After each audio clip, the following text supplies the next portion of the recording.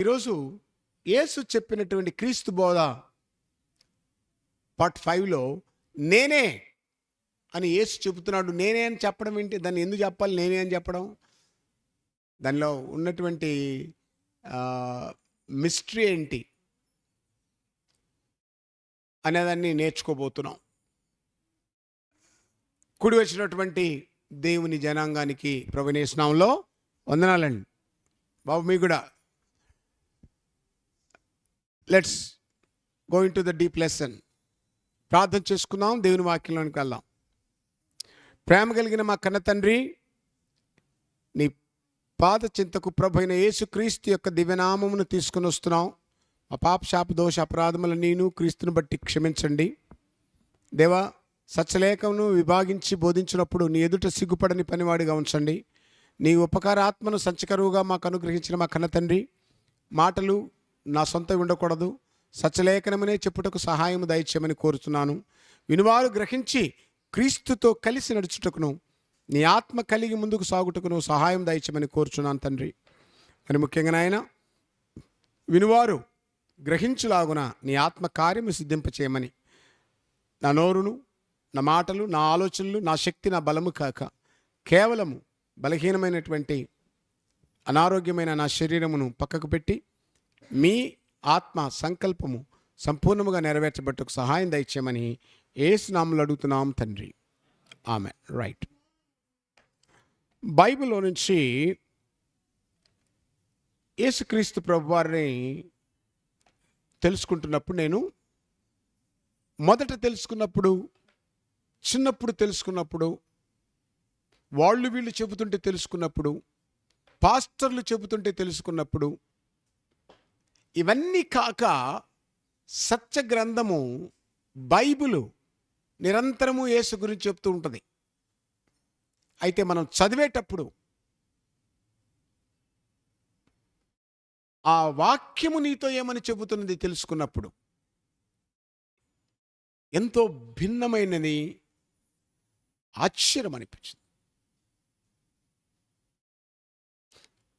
బైబిల్లోనే చూసినప్పుడు ఆయన గురించి, ఆయన ఉన్న కాలంలో మత్తయి సువార్త 16వ అధ్యాయము 16 పైన చదువుకుంటున్నప్పుడు కొంతమంది అన్నారు, నేను ఎవరని ఈ ప్రజలు చెప్పుకొనుచున్నారు అని అడగగానే, అయ్యా మత్తయి సువార్త 16వ అధ్యాయము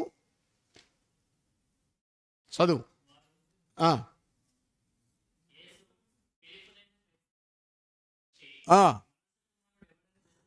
మనుష్య కుమారుడు ఎవడని జనులు చెప్పుకొనుచున్నారని అడగగా, కొందరు బాప్టిజం ఇచ్చి యోహాననియు, కొందరు ఏలియా అనియు, కొందరు ఇర్మియా అనియు, ప్రవక్తలలో ఒకడని. ఇప్పుడు ఒకే మనిషి ఇన్ని రకాలుగా ఎలా ఉంటాడండి? ఒక్కొక్కడు ఒక్కొక్క స్టేట్మెంట్ ఇస్తున్నాడు. చాలామందికి అర్థం కాలేదు. యేసు చేస్తున్న బోధ అర్థం కాలేదు, స్వస్థతలు అర్థం కాలేదు, విశ్రాంతి దినమున ఆయన పనిచేయడము అర్థం కాలేదు, దేవుడు నా తండ్రి అని చెప్పుకోవడము అర్థం కాలేదు వాళ్ళకు.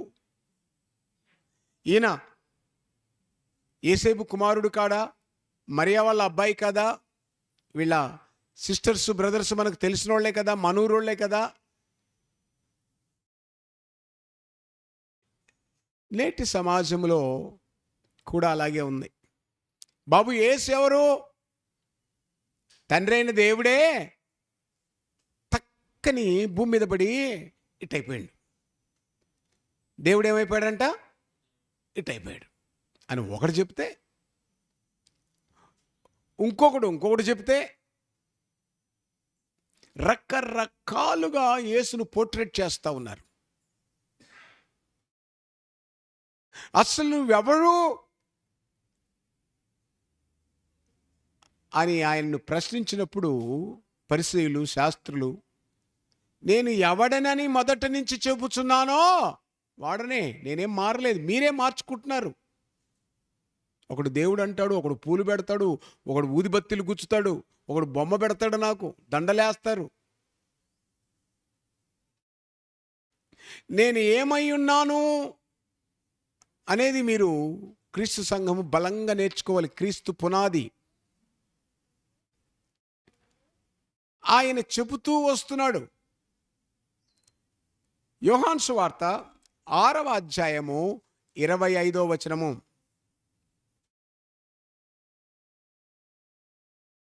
ఉమ్.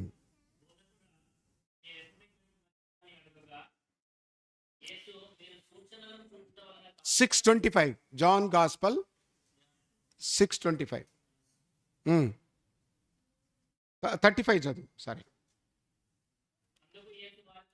అందుకు యేసు వారితో ఇట్లా, నేను జీవాహారమును, నేను హూ ఇస్ ఐ యామ్. మరేం మల్లబాయా? యేసేపు కుమారుడా? కాదు కాదు, నేను జీవాహారమును. జాగ్రత్తగా వినండి మాట. ఎందుకు ఈ మాట చెప్తున్నాడంటే, మానవ సమాజమంతా కూడా ఏ భేదము లేక పాపం చేసి మరణస్థితికి వెళ్ళిపోయింది. సావుకు, శాపానికి లోనైపోయి అగ్నికి పరుగులు పెడుతుంది. చచ్చిపోయిన వాళ్ళని నీ దగ్గరికి నా దగ్గరికి తీసుకొస్తే ఏమంటాం?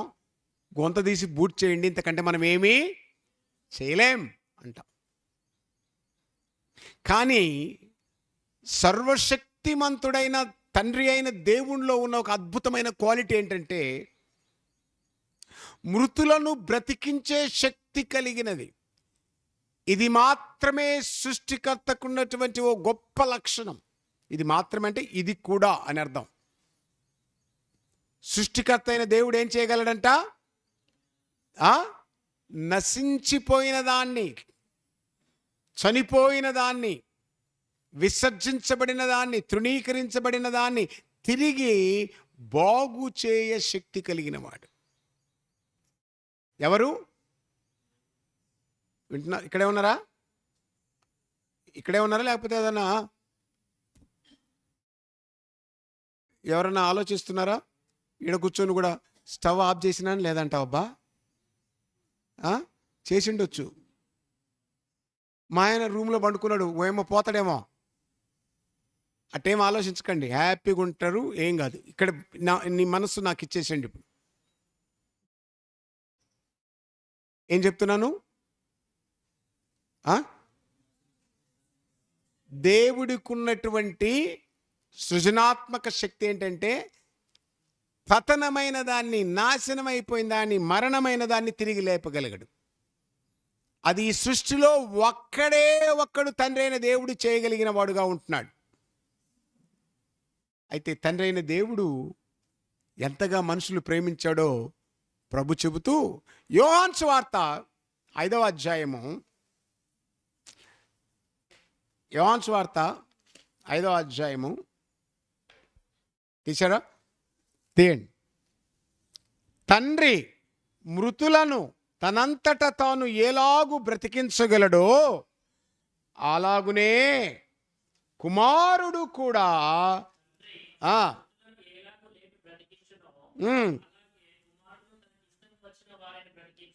అది అలాగు చేయుటకు తండ్రి అయిన దేవుడు ఆయనకు అధికారము ఇచ్చినాడు. కలిగి ఉన్నాడా? పొందుకున్నాడా? పొందుకున్నాడు. ఇచ్చిన వాడెవరు? తండ్రి. నువ్వెవరు? యేసు నువ్వెవరు? మృతులను బ్రతికించుటకు అధికారము కలిగిన వాడను. నేనే జీవాహారమును. I'm the bread and life. మృతతుల్యమై కుళ్ళిపోయిన మానవ సమాజాన్ని తిరిగి లేపుటకు అధికారము పొందిన వాణ్ణి అని చెప్పిన ఆయన, ఈ జ్ఞానం అందరికీ లేదు. అందుకు యోహాను సువార్త 8వ అధ్యాయము 12వ వచనం.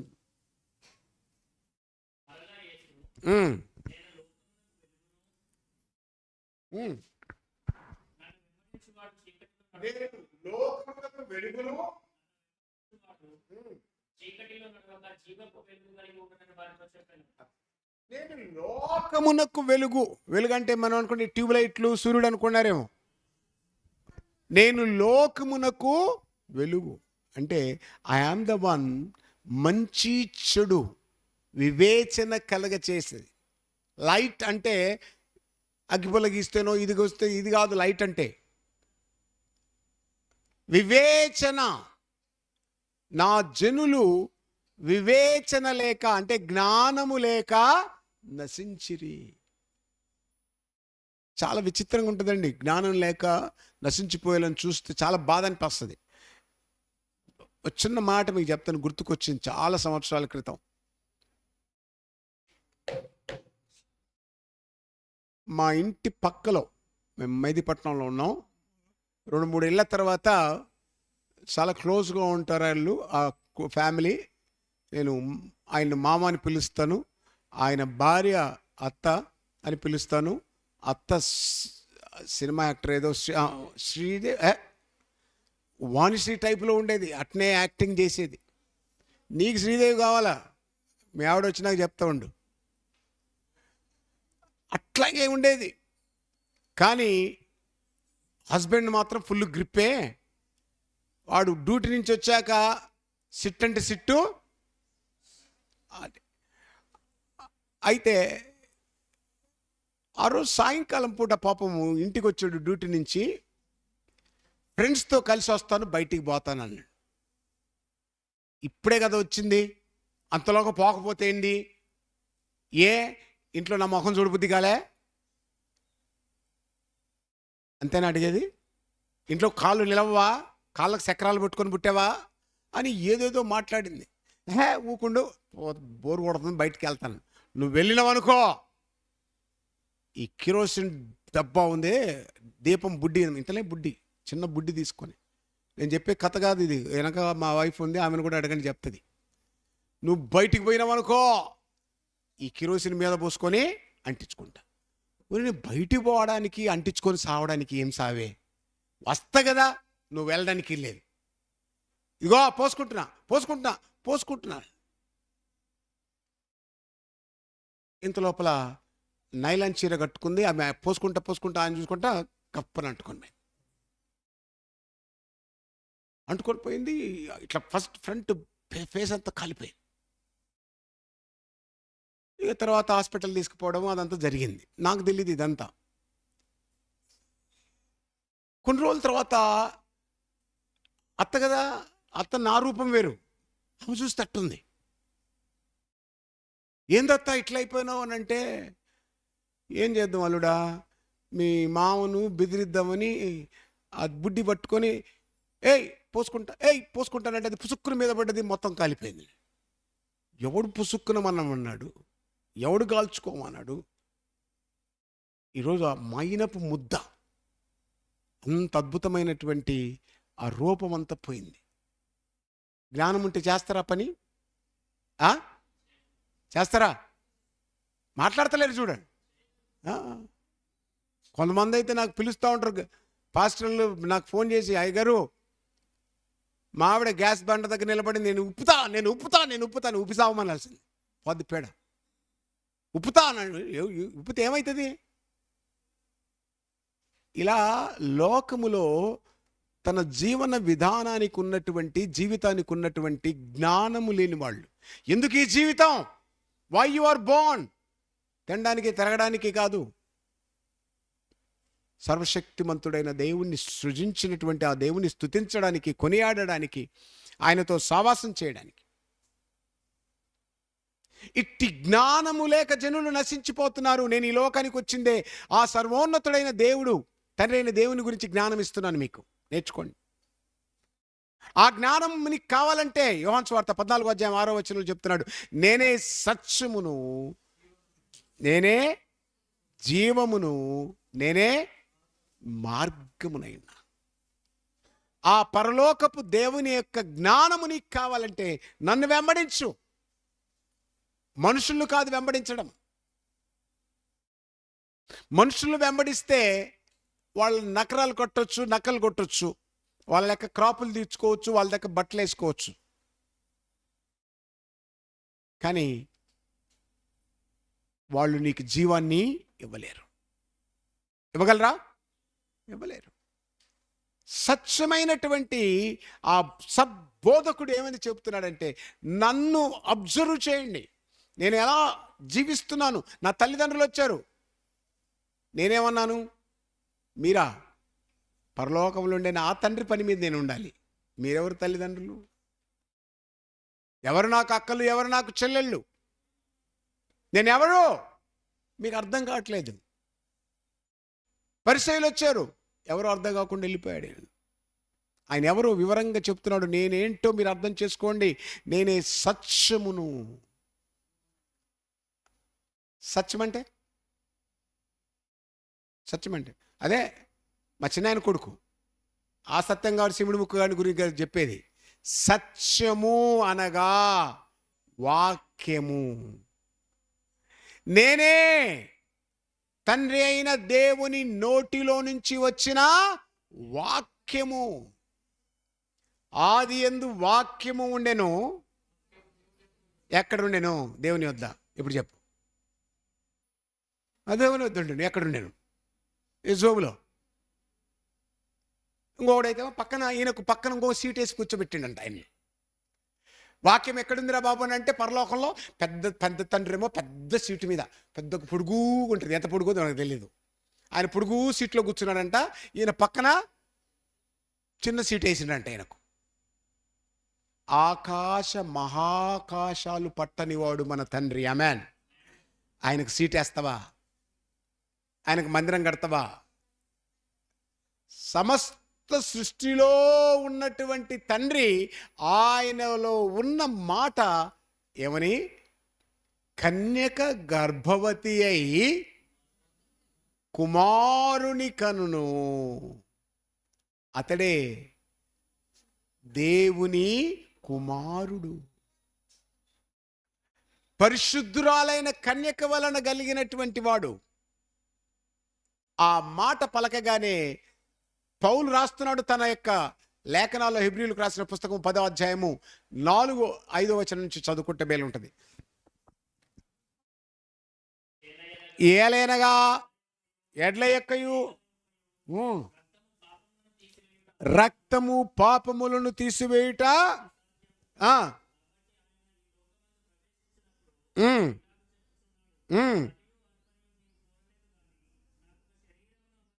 అది నాకు ఒక శరీరమును అమర్చితివి.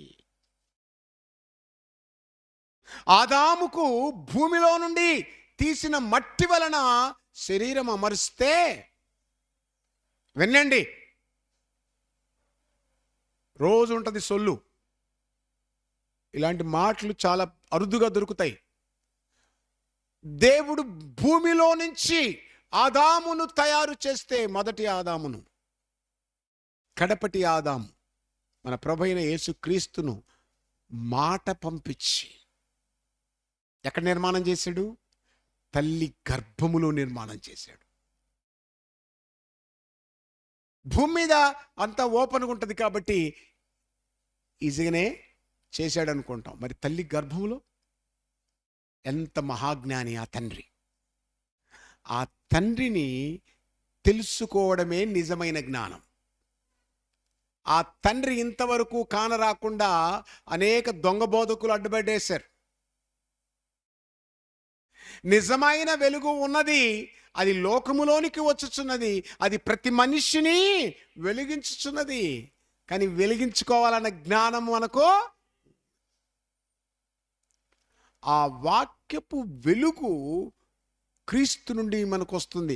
నేనే సత్యమును, సత్యము చెబుతున్నాను. ఎవడైతే, యోహాను సువార్త 8వ అధ్యాయం 31వ వచనం, ఎవడైతే నా వాక్యమందు నిలిచి ఉంటాడో వాడే సత్యమును గ్రహించగలడు. సత్యమును గ్రహించినటువంటి వాడు స్వతంత్రుడు. వాడికి అర్థమైపోద్ది. వాడికి ఇంక ఈ లోకంలో బాదరబందీలు కానీ, లేకపోతే నువ్వేమైనా చేసినా ఏం పట్టించుకుంటాడు. టెంపరీ. నేనే సత్యమును, జీవమును, మార్గమును. మార్గం అంటే ఆయన ఏ రకంగా భూలోకములో నీవలే నావలే శరీరధారి అయి నీకొచ్చిన శోధన నాకొచ్చిన బాధ వలె బ్రతికి మరణము గుండా వెళ్ళి తిరిగి మానవుడు, ఓ మనిషి నువ్వు మట్టి ముద్ద కాదు, ఓ మనిషి నీ ఆయుష్కాలము కొంతవరకే కాదు, 100 ఏళ్ళు అనుకుంటున్నావేమో, 100 కాదు, నీ బొంద వినిసావు. ఏంటో తెలుసా? యుగ యుగములు నువ్వు జీవిస్తావు. ఆమెన్. అందుకు నిన్ను పుట్టించాడు దేవుడు. ఏంటి? ఎన్ని ఎన్ని జ్యోతమ్మా, ఎన్ని? యుగ యుగములు. అది ఆయన ప్రేమ, అది ఆయన ప్రేమ. అది ఆ మార్గములోనికి నువ్వు రావాలంటే యేసు తెలుసు అని చెప్తాం. తెలుసు అంటే అర్థం ఏందో తెలుసా? యోహాను పత్రిక 1 యోహాను పత్రిక 2వ అధ్యాయము 4వ వచనము. ఆయనను ఎరిగి ఉన్నాయనని చెప్పుకొనుచు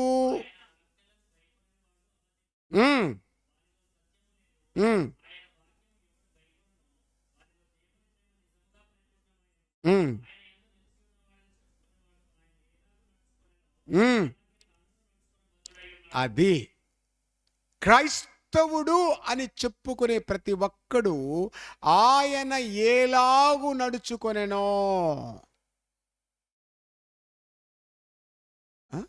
ఆయన ఎలాగు నడుచుకున్నో అలాగునే నడుచుకో. నేను ఎవరిని అనుకుంటున్నారు మీరు? వాక్యం ఏ రకంగా ఉన్నదో ఆ రకంగా ప్రవర్తించేవాడిని. దాన్నే ఆయన వాళ్ళకి చెబుతూ వచ్చాడు. యోహాను సువార్త 8వ అధ్యాయము 56వ వచనం.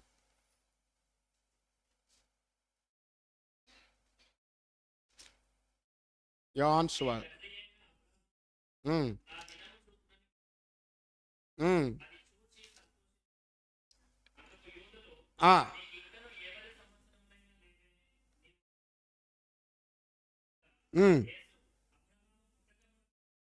అబ్రహాము పుట్టక మునిపే నేను ఉన్నాను. నేను వాట్ ఇస్ దట్? అబ్రహాం పుట్టక మునుపు ఎట్లున్నాడు? అబ్రహాం పుట్టక మునుపు యేసయ్య ఉన్నానంటున్నాడు. ఉన్నాడా లేదా? ఉన్నాడండి. అయ్యో అయ్యరామో అలా అంటారండి బాబు. ఉన్నాడండి. యేసుబాబు లేకపోయిందా? మీరెలా అంటారండి? ఉన్నాడండి. పెద్ద తండ్రి అక్కడేమో పెద్ద సింహాసనం మీద కూర్చొని, చిన్నబాబు గారేమో చిన్న సింహాసనం మీద కూర్చొని, అయ్యా ఆశీర్వాదం గారు ఏం కావాలని మొదటి నుంచి పలుచుకుంటున్నాడు, అరుచుకుంటున్నాడండి. అప్పటి నుంచి అప్పుడప్పుడు కనపడేవాడండి. ఆ పండగ కూడా వచ్చాడండి. మొన్న మా ఇంట్లో గారెలు పెడితే కూడా తినిపోయాడండి. ఈ దొంగ బోధన ఆపండి. యేసు ఇందాకనే చెప్పాడు, ఈ లోకములోనికి నే రాక మునుపు తండ్రి వద్ద ఏమై ఉన్నాను? వాక్యమై ఉన్నాను అన్నాడు. ఏండి? ఏమన్నాడు? వాక్యం. ఫర్ ఎగ్జాంపుల్ చెప్తాను. ఇదే వాక్యం అనుకున్నాం కొద్దిసేపటికి మీకు అర్థం కానీ చెప్తున్నా. అప్పుడప్పుడు పెద్దోళ్ళు చెప్తా ఉంటారు, మీరు కూడా కొంతమంది జ్ఞానయుక్తమైన జ్ఞానం కలిగిన వారు. రాత్రిపూట తల కింద బైబిల్ పెట్టుకుంటే పీడకలలు రావు. మీరు పెట్టుకోండి, నేను పెట్టుకున్నాను. దయ్యం వస్తే కూడా మంచం చుట్టూ తిరుగుతుంది కానీ మంచం ఎక్కదు. మీరు బైబిల్ను దిండులా కూడా వాడుకోవచ్చు. ఇదే వాక్యము, దీనికి నిజంగా కదలిక అదంతా ఉందనుకుందాం. ఒక నిమిషం ఈ మాటకు. నువ్వు గురక పెడుతున్నావు అనుకో, సింపుల్గా నోరు మూసిండు అనుకో, ఏమైపోతావు? పుట్టుకుని చావవా? ఇది కదులుతుందా? లేపుతుందా? మాట్లాడుతుందా? మాట నీలో ప్రవేశిస్తుంది. ఒక దుర్మార్గుడైనటువంటి వాడు, ఒక హంతకుడైనటువంటి వాడు, ఒక నరరూపమైన రాక్షసుడైనటువంటి, జాలి దయ కనికరములైనంటే నాలాంటి పరమ కిరాతకుడికి ప్రేమ అనే ఒక బీజాక్షరం. మానవుడు ఎంత కిరాతకంగా ఉన్నా వాడికి ఏమీ లాభం లేదు.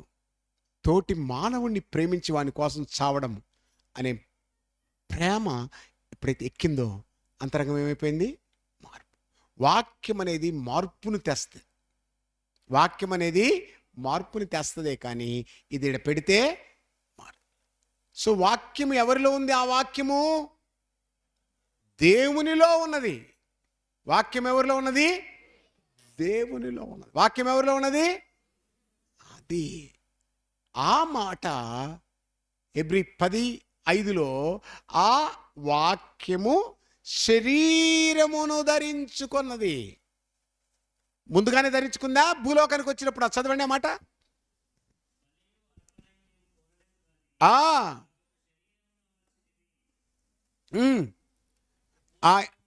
ఆయన ఈ లోకమందు ప్రవేశించుచున్నప్పుడు ఇలాగున సెలవిచ్చుచున్నాడు, బలియు అర్పణను. 4th వర్డ్ చదవాలి, మర్చిపోయినట్టుంది.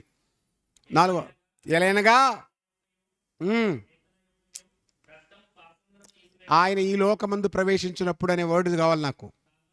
ఎన్నో వచనం? మరి అది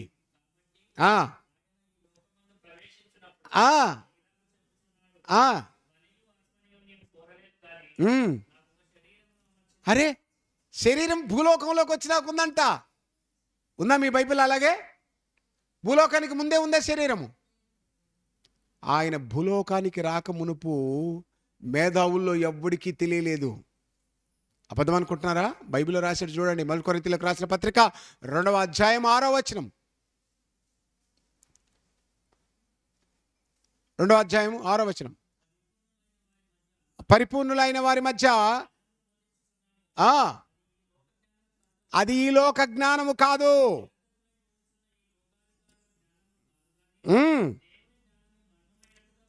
అది దేవుని జ్ఞానము, మర్మము. మర్మం అంటే తెలియదు. దేవుని జ్ఞానం ఎవరై ఉన్నారు? 1 కొరింథీయులకు రాసిన పత్రిక 1వ అధ్యాయం 24వ వచనంలో క్రీస్తు దేవుని జ్ఞానము. ఇది ఎవరికీ తెలియదు. ఆయన ఏ రూపములో ఉన్నాడో, కాళ్ళున్నాయా, చేతులున్నాయా, జుట్టింత పడుకుందంటే లేదు. ఏమై ఉన్నాడు? తండ్రి దగ్గర వాక్యమై ఉంది. తండ్రి దగ్గర ఏమై ఉన్నాడు? తండ్రి దగ్గర ఏమై ఉన్నాడు? ఈ వాక్యపు పరిజ్ఞానము లోకాధికారి అయిన సాతానుడికి తెలియబడలేదు. అందుకే నేను అని ఈయన చెబుతున్నా కూడా వాడికి అర్థం కావట్లేదు. పరిసయ్యులు వచ్చారు, నువ్వెవరన్నారు. ఆఖరకు సాతానుగాడు డైరెక్ట్గా వచ్చాడు. నీవు దేవుని కుమారుడు అయితే రాళ్ళను రొట్టెలు చేయి, నువ్వు దేవుని కుమారుడు అయితే టెంపుల్ మించి దూకు, నువ్వు దేవుని కుమారుడు అయితే నాకు ముక్కు. వాడికి కూడా అర్థం కాలేదు. That is the power of God. వాక్యము దేవుని వద్ద ఉన్నది. నేను మీకు ఆ తండ్రిని గురించిన జ్ఞానము ఇచ్చుటకు వచ్చిన వాడను. తండ్రి నన్ను పంపాడు. అబ్రహాము పుట్టక మునుపు, అబ్రహాము శరీరము తాల్చుకోక మునుపే నేను ఉన్నాను. ఎక్కడ ఉన్నాను? తండ్రి వద్ద ఉన్నాను. ఎలా ఉన్నాను? ఎలా ఉన్నాను? ఎలా ఉన్నాను? ఈ మాట మీరు డినామినేషన్ వాళ్ళతో చెప్పేయండి, మీరు వాళ్ళని మార్చినట్టే. ఆ మాత్రం తెలియదు మీకు తండ్రి దగ్గర ఎట్టున్నాడో. అరే ఇదంతా కూడా, ఈ ప్రపంచాన్ని అంతా కూడా అబ్రకదబ్రా పని చేసేసాడు. దేవుడు ప్రేమ అయి ఉన్నాడు. దేవుడు వాక్యమై ఉన్నాడు. దేవుడు వెలుగై ఉన్నాడు. ఆయన తన మాట చేత, వాక్యము చేత మహత్తు కలిగిన ఈ సృష్టిని చేశాడు. దేవుడు దేన్ని వాడాడు? వాక్యమును వాడాడు. ఆ వాక్య భాగము నేను అని మొత్తుకొని చెప్తున్నాడు. ఈ అబ్బాయి జోసెఫ్ కుమారుడు కాదా? యేసేపు కుమారుడు కాదా? ఈ అబ్బాయి ఆయన కాదా? ఆయన్ని తెలుసుకున్నట్టుకు నేను వచ్చాను జ్ఞానం ఇవ్వడానికి. నేను నీ గురించి చెప్పాను నాన్న, యోహాను సువార్త 17వ అధ్యాయంలో చూడండి మీరు. ఆయన చెబుతూ ఉంటాడు, ప్రార్థన చేసి నేను నీ గురించి చెప్పాను, ఇంకా చెప్పాను, చెబుతానే ఉంటాను. అద్వితీయ సత్యదేవుడు నిన్నును నీవు పంపిన యేసుని ఎరుగుటయే నిత్య జీవం. ఆ యేసును ఎరుగుట అనగా ఆయన ఏలాగున జీవించెనో అలాగునే అందుకు ఆయన చెప్తున్నాడు, దాన్ని తెలుసుకోవాలంటే ఆయనే మార్గము, ఆయనే ద్వారము, ఆయనే మనకు మంచి పరలోకపు నుండి దిగి వచ్చిన జీవాహారమై ఉన్నాడు ఆయన. అదే కాక ఆయన ఒక మంచి మాట చెప్తాడు, నేను మీకు మంచి కాపరిని. యోహాను సువార్త 10వ అధ్యాయం 11వ వచనంలో చూసినట్లయితే,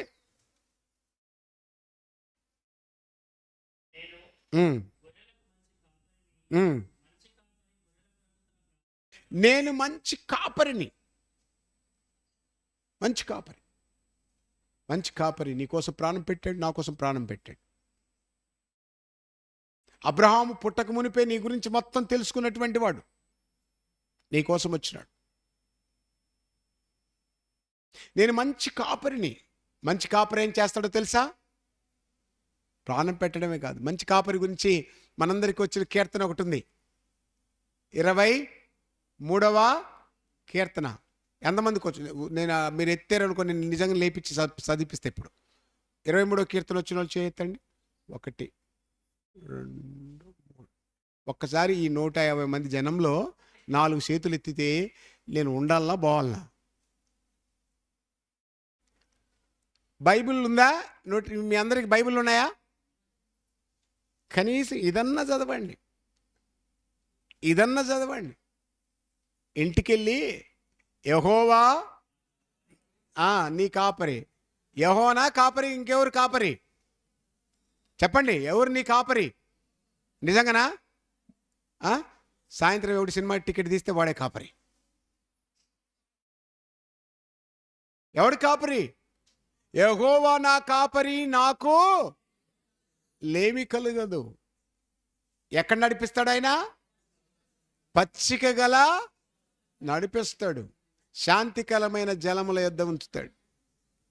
గాఢాంధకార లోయలో నేను సంచరించినను ఏ అపాయము కలగదు. ఎందుకు? నీ దుడ్డుకర్ర నా దగ్గర ఉంది. దుడ్డుకర్ర అంటే ఏంటిది? వాక్యము. నీ వాక్యము అప్పుడప్పుడు సరిచేస్తుంది. సరి చేయకపోతే ఇట్టుండేటోళ్ళమా బైరాగు లెక్క తిరిగి చచ్చేటోళ్ళం. ఎన్ని చెడ్డ తలంపులు వస్తాయి, ఎన్ని దుర్మార్గపు ఆలోచనలు వస్తాయి. ఒక్క పట్టాన్ని ఉంచుతుందా బుద్ధి? ఒక్క పట్టాన్ని ఉంచుతుందా? ఉంచదు.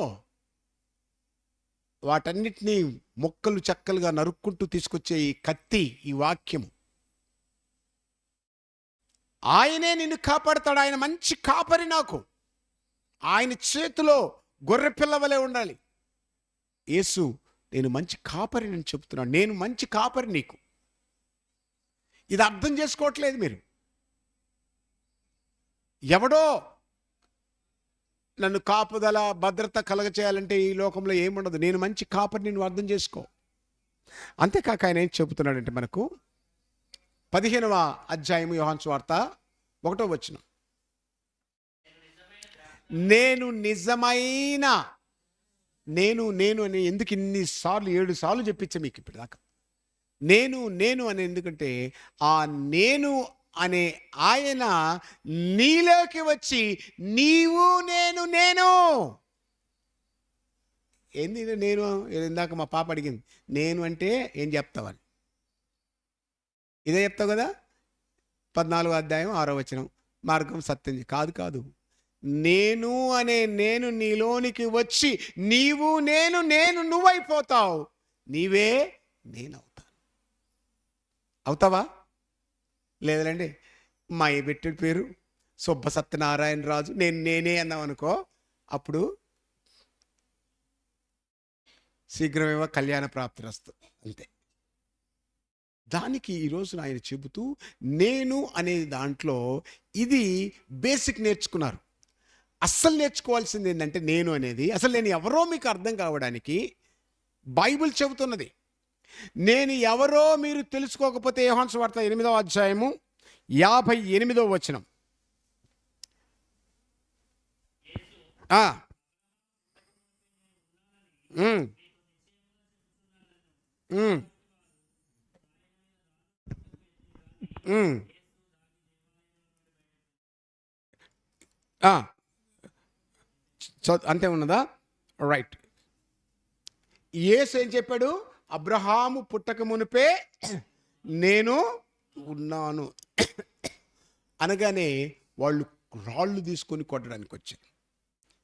ఇదే మాట ఆయన మనకు 10వ అధ్యాయంలో చెప్తాడు. యోహాను సువార్త 36వ వచనంలో.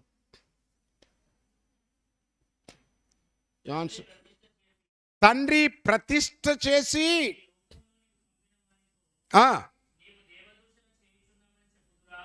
నీవు దేవదూషణ చేయుచున్నానని చెప్పుదురా.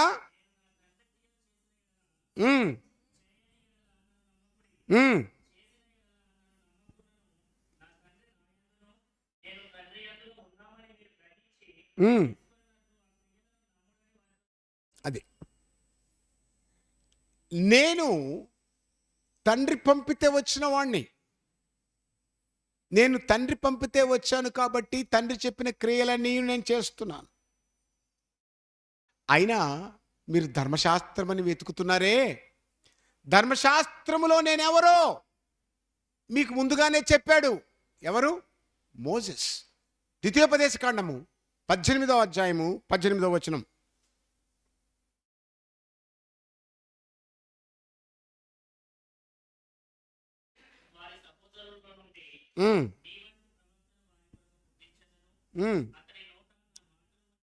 ఏంటి? మళ్ళీ చదువు. వారి సహోదరులలో నీ వంటి ప్రవక్తను వారి కొరకు పుట్టించదను, అతని నోట.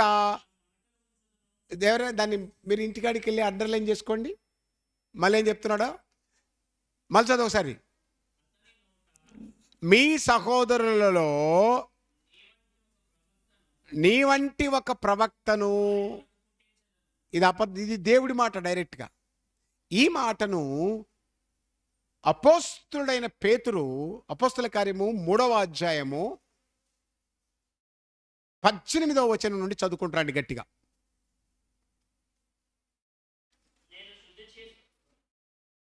మూడవ అధ్యాయం అపోస్తుల కార్యము 18వ వచనం.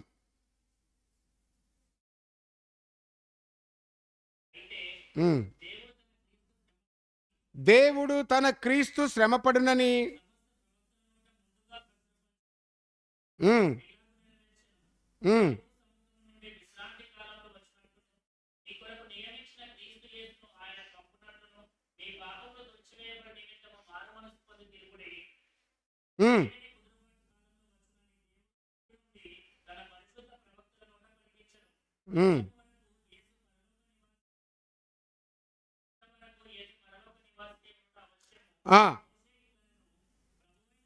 మోషే ఇట్లా నేను ప్రభు అయిన దేవుడు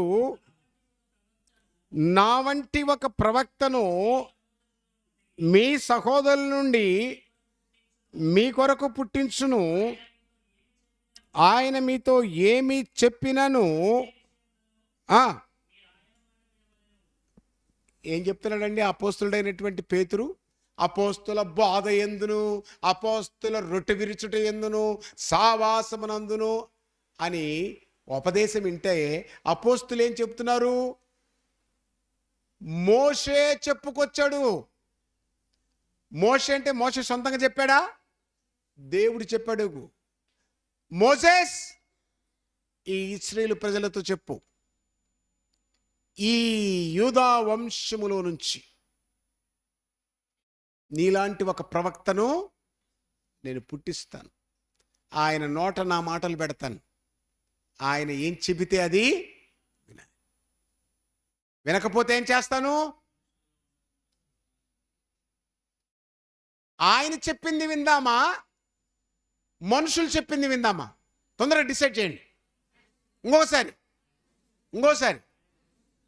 అందుకే యేసు ప్రభు చెప్తాడు మత్తయి సువార్త 15:9 మత్తయి సువార్త 15:9 ఈ ప్రజలు తమ పెదవులతో నన్ను గణపరుతుదురు గాని వారి హృదయము నాకు దూరముగా ఉన్నది. మనుష్యులు కల్పించిన పద్ధతులను దైవోపదేశములని బోధించుచు వారు నన్ను వ్యర్థముగా,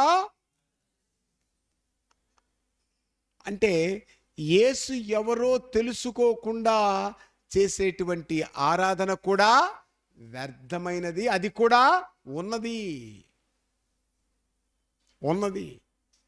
యేసు చెబుతున్నాడు, తండ్రికి ఆరాధన చేయండి, తండ్రిని నా నామములో అడగండి, తండ్రిని కనపరచుటకు నా మార్గములోకి రండి, నేను చెప్పే సత్యబోధను తెలుసుకోండి. పరలోకంలో ఉన్న తండ్రి నన్ను పంపాడు మీకు జ్ఞానం ఇచ్చుటకు. నేను లోకమునకు వెలుగై ఉన్నాను, మీ అజ్ఞానమును తొలగించుటకు వచ్చిన వాణ్ణి. ఈ లోకములో ప్రేమ తప్పితే ఏది ఉండడానికి వీలు, అంతేనా? ప్రేమ అంటే నువ్వు ఆశించింది కాదు. కాబట్టి ఇక్కడ లేఖనమును మనం పరిశీలన చేస్తున్నప్పుడు ఆల్రెడీ యేసుక్రీస్తుని గురించి మోసెస్ కన్ఫర్మ్డ్గా చెప్పాడు. ఆయన నీవలే శరీరధారి అయి ఉన్న దినములలో, మీరేదో ఆయన ఈ శరీరము లేకుండా ఆత్మలా దిగాడనో కాబట్టి ఆయన ఓర్చుకోగలిగాడు, ఆయన 100% మానవుడు, 100% దేవుడు, 300% అది, ఈ సొల్లు కబుర్లు చెప్తుంటాడు. ఒక ఆయన నాకు ఇలా చెప్పాడు, ఆయన 100% మానవుడు, ఆయన 100% దేవుడు. అంటే ఎక్కడుందిరా బైబిల్లో చూపిమని ఉందా? అడగండి. ఆయన 100% మానవుడు, ఆయన 100% దేవుడు.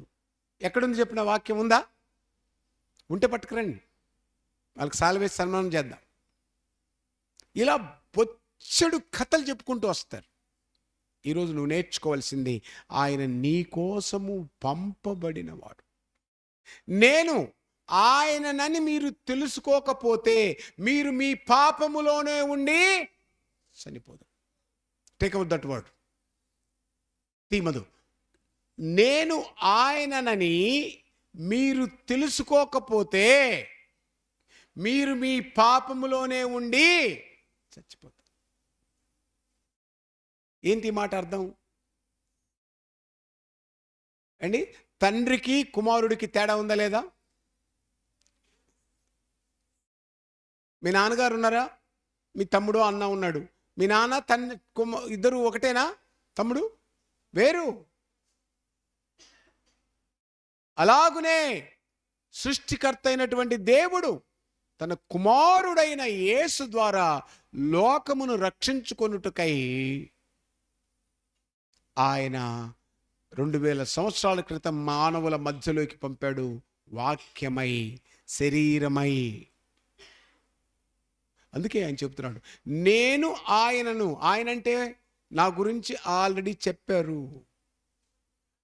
ఇదంతా మన భాషలో మాట్లాడుతున్నాం, ఇప్పుడు అర్థమవుతట్లేదు, మెడకాయలు ఇంగిపోతున్నాయి. ఒక భర్త బయటికి వెళ్తా, ఆయన వస్తాడు, ఓ ₹1,00,000 ఇయ్యి ఆయన్ను గుర్తుపట్టడం ఏంటంటే, ఆయన దగ్గర సగం చినిగిపోయిన $100 నోటు ఉంటుంది. నీ దగ్గర ఉన్న ఓ నోటును ప్యాచప్ చేసుకుంటే అది కరెక్ట్గా సెట్ అయితే ఆయనకి ఏమి ఇవ్వాలి? ₹1,00,000. ఇది ఎక్కింది కదా, ఎక్కిందా అని చెప్పి మీ ఆయన డబ్బులు ఇచ్చిపోయాడు. ఎంత ఇచ్చాడు? ఎప్పుడు ఈయన సార్ అట్ట అంటే అట్టని అనుకో, కొద్దిసేపు ఇస్తాడేమో, ఎందుకు బాధపడతావు? ఇప్పుడు నువ్వేం చేయాలి? ఆయన వచ్చాడు, తలుపు కొట్టాడు, ఓ లక్ష్మక్క తలుపు తీ అన్నాడు, తీసింది. నేనే ఆయనను అన్నాడు అంటే నువ్వేం చేయాలి? వెంటనే ఆ సినిగిపోయిన నోటు తీసుకొని దీనిలో పెట్టి మ్యాచ్ చేసుకొని, ఈయనంటే ఇక లేదనుకో ఏమోనండి అని చెప్పి పక్క రావాలి. అలాగే యేసు ఈ లోకంలోకి రాకమునిపే తనను గురించి లేఖనాలన్నీ చెప్పించాడు. లూకా సువార్త 24వ అధ్యాయం 44వ వచనంలో మనం చూస్తున్నప్పుడు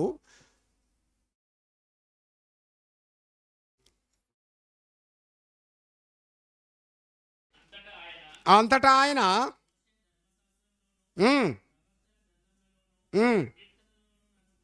నన్ను గురించి నన్ను అని ఎందుకు చెప్తున్నాడంటే the importance of the Jesus Christ to the world. యేసు యొక్క ఇంపార్టెన్స్ ఎంత నీ జీవితంలో? నా గురించి రాశారు. ఇందాక అదే చెప్పాను ఎబ్రీ పుస్తకంలో, గ్రంథపు చుట్టలలో నన్ను గురించి వ్రాయబడిన ప్రకారము దేవా నీ చిత్తము నెరవేర్చుటకు నేను ఇదిగో వచ్చి ఉన్నాను. కాబట్టి యేసు నేను అని చెప్తున్న ఆయన ఎవరో కాదు, ఆయనే. మొదటి యోహాను పత్రిక 5వ అధ్యాయము 11వ వచనం నుంచి చదువుకుంటూ వద్దాం. 11-12.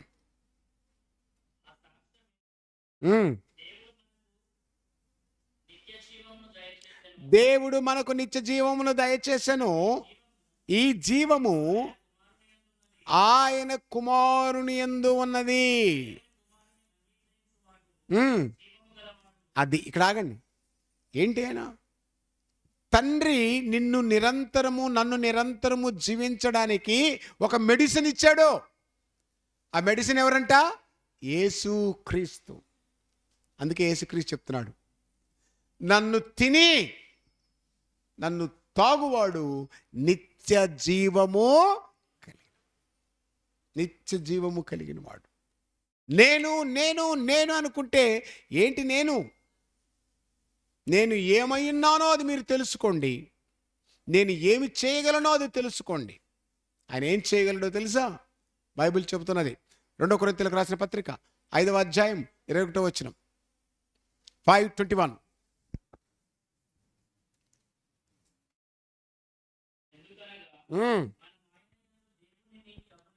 మనము అంటే నేను, ఆయన యందు, ఆయన అంటే నేను అని చెప్తున్న యేసుక్రీస్తునందు దేవుని నీతి అగునట్లు పాపము ఎరుగని ఆయనను మన కోసము పాపముగా అంటే గుర్తుపట్టు. ఆయన ఎవరో గుర్తుపట్టు. నీ కోసము శపించబడ్డవాడెవరు? నీ కోసం చనిపోయిన వాడెవరు? నిన్ను మళ్ళా తిరిగి చనిపోయినను తిరిగి బ్రతికించగలిగిన వాడెవరు? ఆ నేను అనే ఆయన చెబుతున్న మాటలు నీకెంత భరోసా కదా. ఇప్పుడు ఆరోగ్యం బాగలేదు అనుకోండి, మీ ఆయన దగ్గరకు వచ్చి నేనున్న హాస్పిటల్ బా అంటే ధైర్యం వస్తుందా రాదా? నేనున్నా పా అంటాడా? అండా అంటాడన్న వాళ్ళందరూ అదృష్టవంతులే. నేనున్నా పా అంటే ధైర్యం వచ్చేస్తుంది. అదే ఈ లోకంలో ఉన్నటువంటి మనందరికీ ఆయన చెప్తున్నాడు, నేను ఉన్నాను. నేను ఎందుకున్నాను? లూకా సువార్త 19వ అధ్యాయం 10వ వచనంలో చెప్తున్నాడు. లూకా సువార్త 19వ అధ్యాయం 10వ వచనం.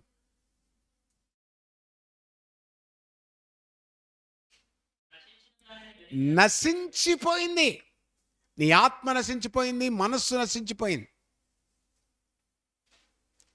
మనకంటే ఏది ఎక్కువ ఎవరికొన్నా ఓర్చుకునేది లేదు.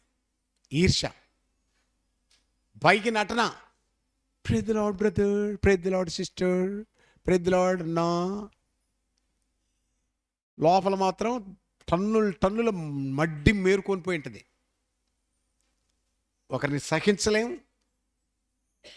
ఒకరికి మన లెక్క రెస్పెక్ట్ ఇవ్వలేం, మనం కూర్చున్న కాడ వాళ్ళు కూర్చుంటే భరించలేం. నేను నిజంగానే అడుగుతున్నా మిమ్మల్ని, మీ బెడ్ మీద ఒక అనామకుని కూర్చోబెట్టుకోగలరా? దిక్కుమోకలు లేని కూర్చోబెట్టుకోగలరా? కానీ యేసు నాయనా నువ్వు ఉండు చోటు నేను కూడా ఉంటాను, ఎగిరిదంతే సరిపోద్ది. నువ్వు ఉండు చోటునా మరి నీ దగ్గరికి మాత్రం వాడు రావద్దు. చూడండి ఎంత విచిత్రమైనటువంటి మానవ సమాజము.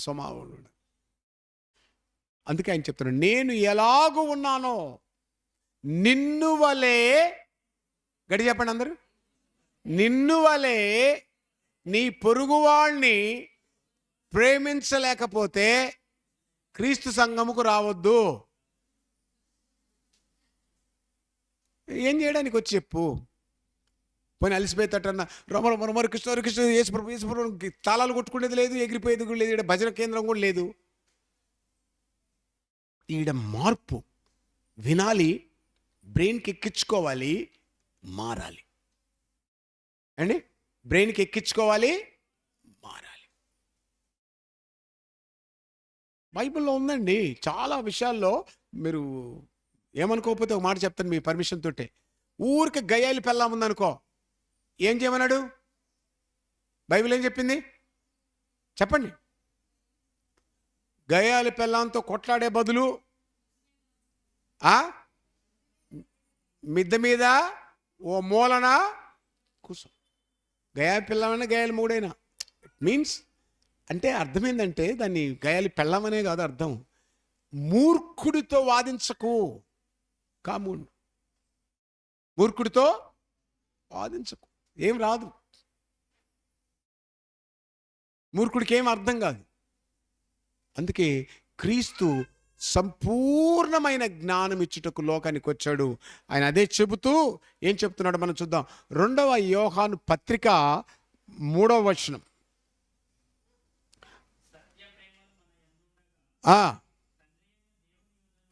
తండ్రి అయిన దేవుని యొద్ద నుండి, తండ్రి యొక్క ఇంకొక దేవుడు ఉంటాడు చూడు, తండ్రి యొక్క ఇంకొక దేవుడైన కుమారుడు ఉండాలి మీ బైబిల్లో. బైబిల్లో లేనిది కూడా అతికిచ్చి చెప్తారు మనకు వీళ్ళు. తండ్రి అయిన దేవుడు ఒకడా, ఇద్దరా, ముగ్గురా? ఒక్కడే. మీకు అంత డౌట్ ఉంటే ప్రకటన గ్రంథం 1వ అధ్యాయం 1వ వచనం చదవండి. యేసుక్రీస్తు దేవుడు కామా అట్లుందా? ఎట్లుంది? యేసుక్రీస్తు తన దాసులకు కనపరచుటకు దేవుడు ఆయనకు అనుగ్రహించిన ప్రత్యక్షత. అన్నిట్లో ఆధిక్యము తండ్రికి కలగాలి. అన్నిట్లో మూల పురుషుడు తండ్రి. తండ్రిని నెగ్లెక్ట్ చేయకండి. కనీసం ప్రార్థన చేయడం కూడా తెలియదు. పరలోకమందున తండ్రి అని పిలవమన్నాడు, పరిశుద్ధుడైన తండ్రి అని పిలవమన్నాడు. అట్టి తండ్రిని గురించిన సంపూర్ణ జ్ఞానం ఇస్తున్నాడు. కనికరము కలిగిన వాడు, దయగలిగిన వాడు తండ్రి. ఆ తండ్రి పంపితేనే ప్రభు మన కోసం వచ్చాడు. ఆ తండ్రి నిర్ణయిస్తేనే మన కోసం చనిపోయాడు. ఆ తండ్రి చనిపోయిన యేసును 3 దినాల తర్వాత లేపాడు. ఆయనను ప్రభువుగాను క్రీస్తుగాను నియమించాడు. ఆయనతో ఉండి కూడా ఆయన ఎవరో తెలుసుకోలేని వారు. ఒక అమ్మాయి తెలుసుకుంది. యోహాను సువార్త 4వ అధ్యాయంలో సుకారం అనే బావి దగ్గరికి వచ్చినప్పుడు 26వ వచనం చూద్దాం. 4:26 వచనం. 25 నుంచి చదువుకుంటారా? ఆ స్త్రీ ఆయనతో, క్రీస్తనబడి మెస్సయ్య వచ్చునని నేను ఎరుగుదును. ఆయన వచ్చినప్పుడు మాకు సమస్తమును తెలియచేయును. అప్పుడు యేసు రిప్లై చూడండి, నేనే అనే ఈ సబ్జెక్ట్ ముగింపు ఏందో చూడండి. నీతో మాట్లాడుచున్న నేనే ఆ రక్షకుణ్ణి, ఆ మెస్సయ్యను, దేవుడు ఏర్పాటు చేసిన గొర్రె పిల్లను, దేవుడు మీ ప్రాణములను రక్షించుట కొరకు పంపిన మెస్సయ్యను నేను. మీరు ఇదే మాటను అపోస్తులుడైన పేతురు చెప్తున్నాడు. అపోస్తుల కార్యం 2వ అధ్యాయం 36వ వచనంలో, మీరు సిలువ వేసిన ఈ యేసును దేవుడు ప్రభువుగాను క్రీస్తుగాను. ఎంతమందికి అర్థమైంది? దేవుడు దేనికి నియమించాడంటే ఆయనను ప్రభువుగాను క్రీస్తుగాను. మీ బైబిల్లో ఏమనుంది చూడండి. దేవుడు యేసును దేవుడుగా నియమించను.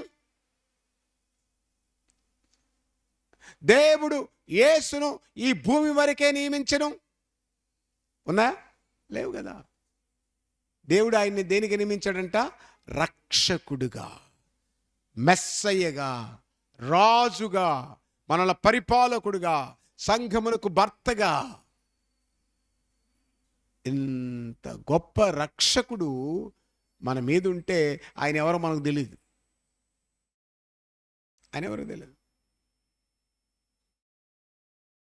కాబట్టి సంఘమా, దేవుడే ప్రభు అయిన యేసును మన కొరకు నియమించాడు. నియమించి మనలందరినీ కూడా ఆయన రక్షించుటకు ఆయనను రక్షకుడిగా పెట్టాడు.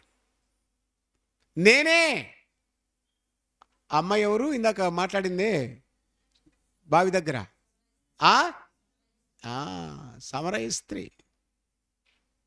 సమరయ స్త్రీ ఆ అమ్మాయి చెప్పుకుంటూ వచ్చింది. సమరయ స్త్రీకి ఎంతమంది భర్తలు? నువ్వు మీలో ఎంతమంది తెలుసు ఆ భర్తలు నాకు తెలియదు, కానీ అనేక మంది 5 భర్తలకు 5 పేర్లు పెట్టుకున్నారు. ఆమె పాపి అని చెప్పేశారు, వ్యభిచారం చెప్పారు. ఉన్నోడు కూడా వ్యభిచారం చెప్పాడు. నిజంగా ఆమెకు ఈ లోక భర్తలు ఉన్నారా? ఈ లోక భర్తలు కాదు. ఆమె అక్కడ ఎలా ప్రభుని గుర్తుపట్టిందంటే, నీ వెళ్ళి నీ పెనిమిటిని పిలుచుకోరా అన్నాడు. అంటే ఆమె ఏమనింది? నాకు పెనిమిటి. అక్కడ అది మాత్రం ఈ గుడ్డి డినామినేషన్ వాళ్ళకి అర్థం కాదు. ఆ పిల్లకి బాజాప్తా చెప్తుంది, నాకు పెళ్లి కాలేదు, మొగుళ్ళు లేడురా బాబు అని. మరి ఆయన చెప్పిన మొగుళ్ళు ఎవరు? లోకములోని విగ్రహాలు. ఆ సబ్జెక్ట్ వచ్చినప్పుడు నేర్చుకుందాం. ఆల్రెడీ చెప్పాను మీకు. కొంతమందికి బుర్రలో ఉంటుంది, తర్వాత చెవులోంచి గుబులతో పాటు పోయి ఉంటుంది. మనం ఏం చేయలేం దానికి. అవి గుర్తుపట్టింది. ఓ, ఈయనని మెస్సయా. యేసుక్రీస్తు ఈరోజు బోధలో 5వ పార్ట్ ఏం నేర్చుకుంటున్నాం? యేసుక్రీస్తు దేవుని కుమారుడు, యేసుక్రీస్తు మన రాజు, మన భర్త, మన పరిపాలకుడు, మన రక్షకుడు. ఇవన్నీ విడిచిపెట్టి బొమ్మలకు దండలేసి ఊరేగింపులు చేస్తా. కొన్ని ఊళ్ళండి యేసుప్రభు బొమ్మ తయారు చేసి బొమ్మకు దండలేసి ఊరేగిచ్చి,